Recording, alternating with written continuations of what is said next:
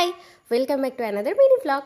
তো অনেক দিন পর আমি আবার একটা ব্লগ নিয়ে এসেছি। এত সকালবেলা মানে প্রায় ওই 6:30 মতো বাজে। এখন যাচ্ছি আমি সঙ্গীতাদের বাড়ি। তারপর আমরা চলে গেলাম স্টেশনে আমরা দমদম অবধি টিকিট কাটলাম। আর আমরা যাচ্ছি আমি, বর্ণালী আর সঙ্গীতা আর ও 3টে ভাই।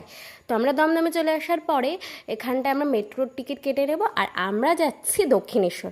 আমার দক্ষিণেশ্বরের প্ল্যানটা অনেক দিন ধরে ছিল যে পুজো দিতে যাব, কারণ আমি কখনো দক্ষিণেশ্বরে পুজো দিতে যাইনি। তো সেরকম টাইম হয়ে উঠছিল না বলে, তো হঠাৎ আমাকে সঙ্গীতা বললো ও দক্ষিণেশ্বরে পুজো দিতে যাবে। তখন আমি বললাম চল আমিও যাই। আর কি বলো তো গাইস, দিনগুলো খুবই খারাপ যাচ্ছে। তার জন্য মনে হলো যে না, মায়ের কাছে একটু ঘুরে আসাই যায়। কারণ সব জায়গা থেকে যখন রাস্তা বন্ধ হয়ে যায় না, তখন আমাদের ভগবানের কথাই ফার্স্ট মনে পড়ে।